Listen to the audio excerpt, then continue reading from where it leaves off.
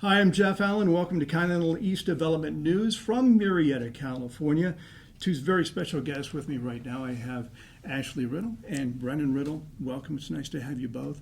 Ashley Riddle is the Development and Special Projects Manager, and Brennan is the Project Manager. And we're going to talk to them about Continental East Development and everything that's going on, and there's a lot to talk about. Tell us, Ashley, a little bit about what this firm specializes in and the key proponents. CED was founded in 2009 by our principals Al Rattan and Lydia Persia. We're a full suite commercial real estate firm, so we specialize in the acquisition, development, and management of various types of properties across the Inland Empire. And what I think really sets us apart is this vision that Al and Lydia have instilled in the company, which is to consistently deliver innovative, high-quality products that are designed to meet local demand and enhance the community. And I think this vision has allowed us to attract exceptional talent.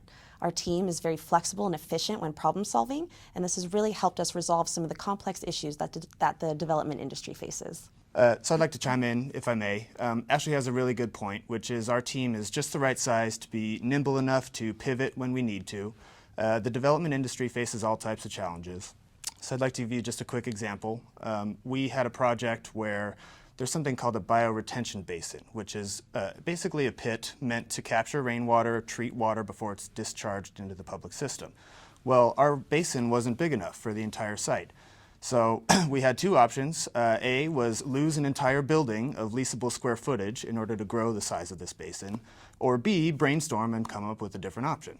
So we put our heads together and we opted to put in something called pervious pavers into our backbone street. So these pavers added to the capacity of the stormwater treatment and ultimately allowed us to keep the extra building that we didn't have to lose anymore. So the key really in that particular case, and in any case really such as this, is flexibility and being able to take, and like you said, use the word pivot, where some companies might, at the end of the day, wait too long or wait until the end of the project is done before they come back, and then they have to tear up the ground and start all over. That's correct. You can associate it with turning a cruise ship around. Big companies, once they get going, it's hard for them to make moves like that. We're just the right size where we have the capacity and the creativity to be able to address some of those issues. Really, really good points. Ashley, let me talk to you a little bit now about what CED is involved in right now, because we know that it's been very prolific developer of projects over the years. Right now, where is the focus? So Continental has been able to deliver some great projects lately. I think the most notable is the Continental Villages Master Plan, which is in the Rancho Belago neighborhood of Moreno Valley, adjacent to Moreno Valley College. More often, developers will decide to sell off the various components of a master plan to different builders. At Continental, we decided to build the whole thing ourselves, and the first phase was completed this past July. Yeah, so Continental Villages, like she said, it's a master plan in Moreno Valley, California. It consists of 3 different phases. It's set on 19 acres, subdivided into 4 smaller parcels. 2 of the parcels are multifamily complexes. One of them is a commercial retail center designed to serve both complexes. And then all the other associated recreation buildings and amenities like a dog park, tot lot, things like that. As she said, phase 1 was completed in July. That was 125 market rate apartments plus a recreation building, pool, spa, and all the other amenities that a normal apartment complex would have nowadays. Now, phase 1 was sold to FPA Multifamily and rebranded as Arrive at Rancho Belago. The deal closed for $35 million, which is the highest paid market comp to date in the city of Moreno Valley. And as a little side note, the CED team just did a fantastic job marketing and developing an interest list for this property that just 90 days after the grand opening, the building was 90% occupied. So a whole 9 months ahead of schedule. And I think that's really just a testament to our team's ability to identify, research, and ultimately satisfy an area's most prominent needs. Is there anything else you can share about the 3-phase master plan that kind of gives us a better, clearer picture of what it's all about? Absolutely. So as she mentioned, it's 3 phases. The first was completed in July. Phases 2 and 3 are coming up. They're actually slated to begin construction in Q1 of 22, so pretty soon here. Phase 2 is going to be another multifamily apartment complex. This one consists of 116 units, 96 apartments, 16 duplexes. It has its own recreation building, pool, spa, tot lot, dog park, other exclusive amenities. And then phase 3, which is the one the city really wants, is the commercial retail corner. And what's unique about this one, it's 21,000 square feet, set on 2.5 acres. It's 4 smaller buildings arranged around a central courtyard as opposed to a strip mall style design. And what we really like about that is it was well ahead of its time.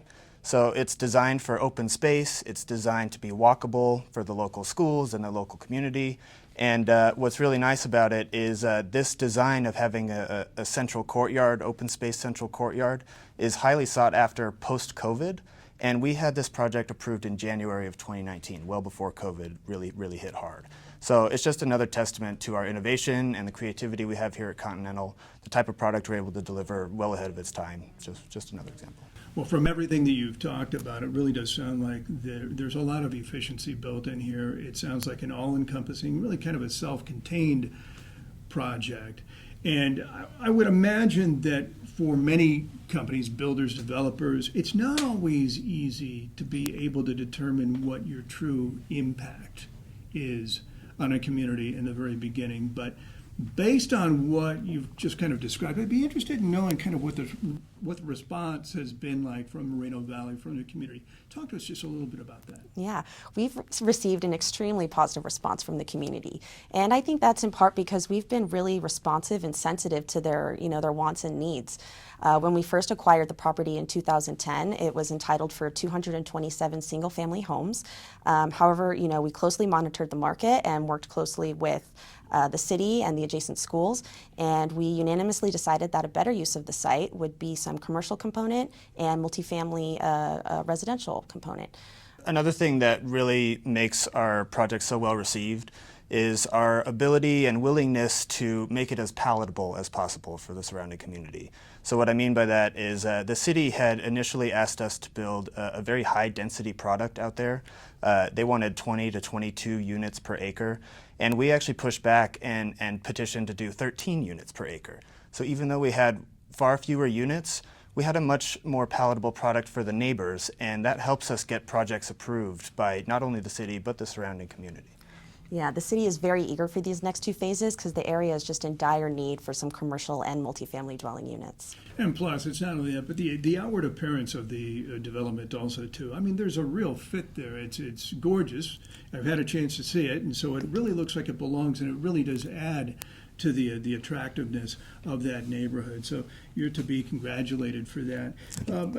Tell us about some of the other projects that are going on. We've talked about the one in Rancho Belago, but what about anything else that you can share with us about some very nice projects you've got going on elsewhere? Sure, I'll take this one. The next one in line is called Antelope Square.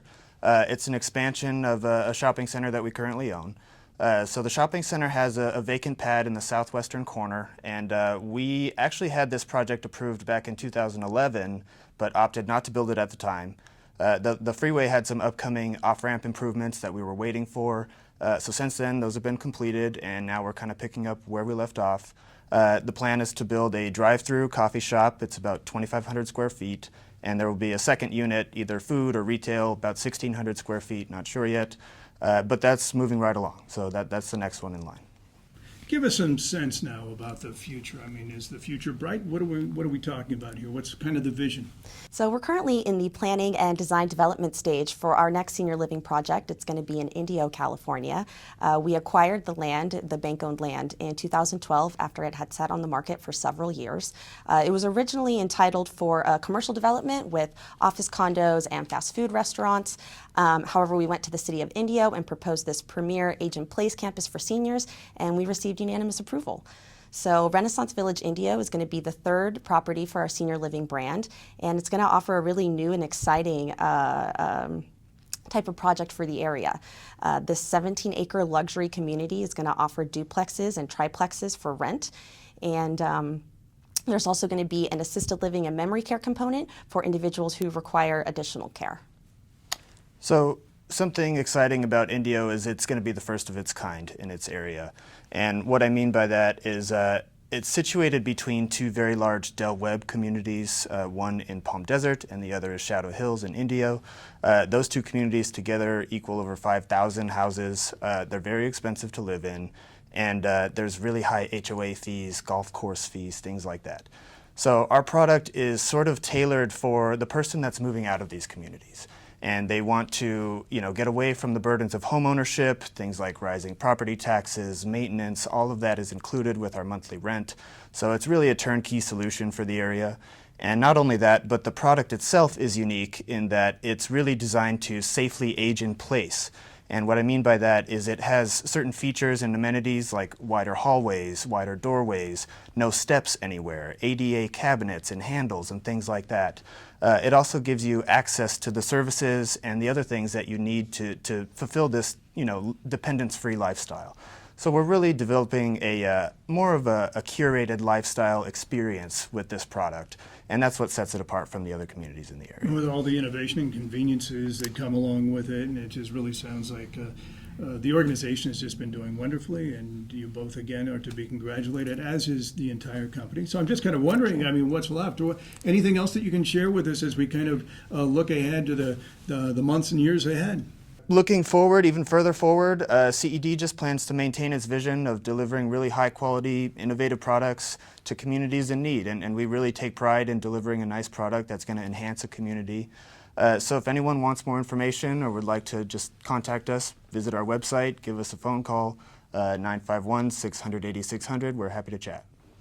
Ashley Riddle and Brennan Riddle, I want to thank you so much. It's been a pleasure. We've really learned a lot, and I appreciate you taking the time. Thank you so much, Thank you very Jeff. much. Appreciate For Continental East Development News, my name is Jeff Allen. Thanks so much for joining us.